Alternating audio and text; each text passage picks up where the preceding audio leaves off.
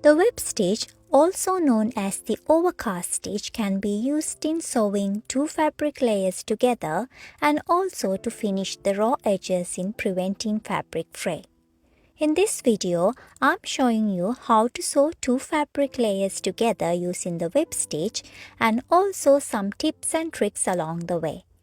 This can be especially used in making plushies and toys like this felt bear.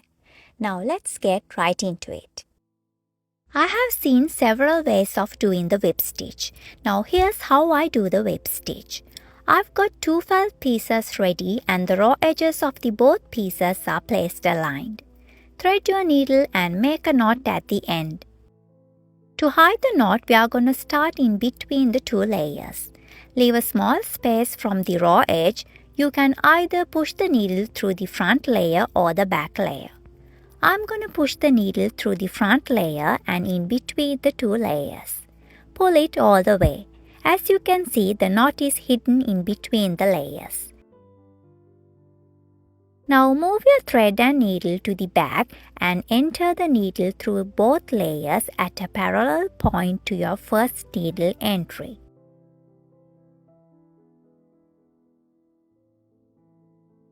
Pull the thread all the way, and doing that you'll make your first stitch.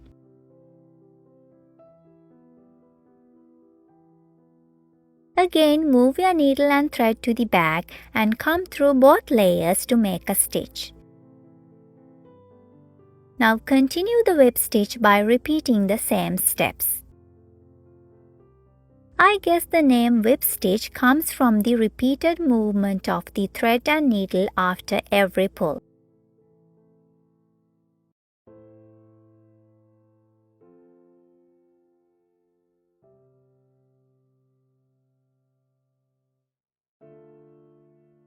Try to keep equal spaces between the stitches as possible.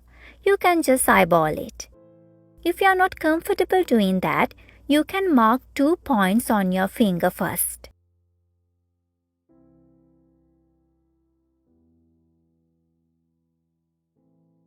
Then use the marked gap as a guide and move it along the way to keep similar gaps between each stitch. Depending on how small or large of a gap you use, the angle of the stitch changes. With a smaller gap, you will get more of a straight stitch, and with a larger gap, you will get a more angle or slanted stitch. Now if you are planning on stuffing your plushie, make sure to keep smaller gaps to avoid any fiber fill coming out.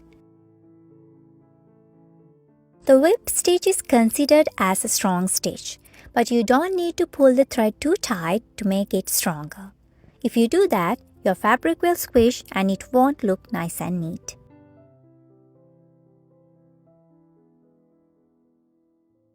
As I mentioned earlier, you'll need to move both thread and needle to the back after every pull. Now here's what's gonna happen if you don't. Naturally, your needle moves above the thread and then the needle is gonna tangle with the thread.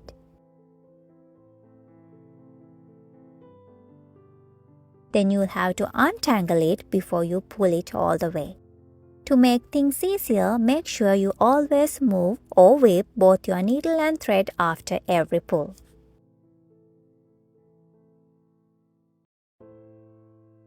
Next, I'm going to show you how I usually end the whip stitch. I'll show you another way of doing that later, but I personally think this way is much easier. Make your last stitch and pull the needle all the way. Move your needle back and then through the final stitch.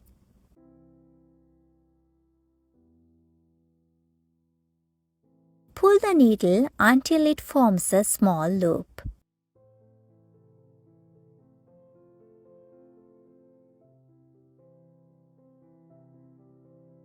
Now go through the loop and pull the needle all the way to make a tight knot.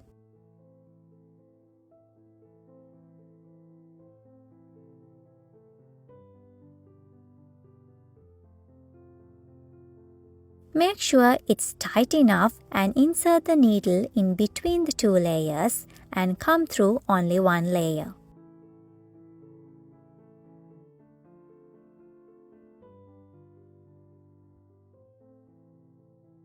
Pull the needle towards you and trim the thread. This is how the whip stitch looks at the end. If you did a good job, all your needle entry points will nearly align and will look good. Keep practicing and you'll be fine in no time.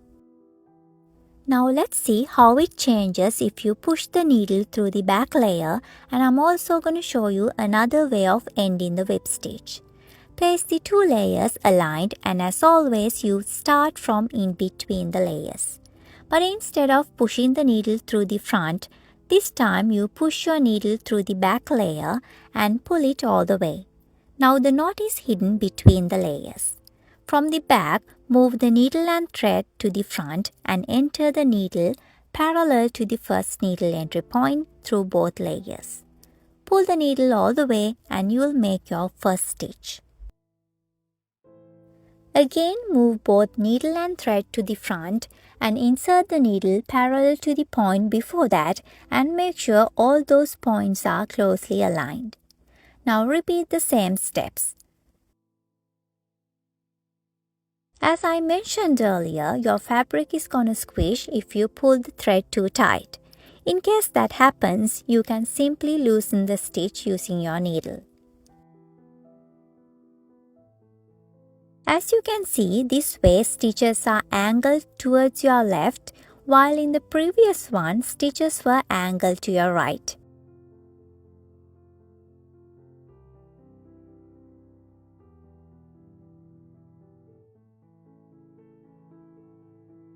To end the stitch, move both thread and needle to the front after the final pull.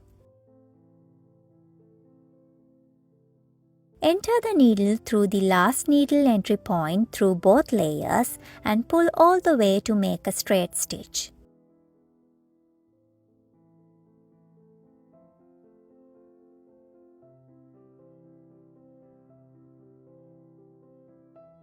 Now move the needle underneath that formed stitch and pull it until you get a small loop.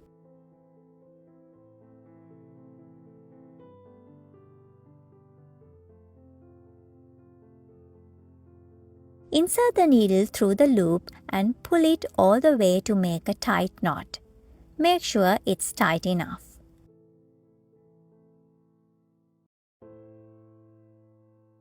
Finally, insert the needle in between the two layers and come through only one layer.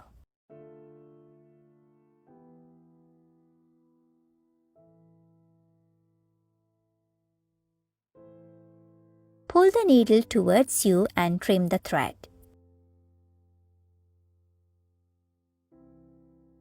Those are the two methods to end the whip stitch, and I hope you learn a thing or two from this video. Also, don't forget to check out our tutorial on how to do the whip stitch in felt applique as well. I'll leave the link in the description. Please let me know what you think and also share what you know about the whip stitch as well. Thank you for watching, and I'll join you in the next one.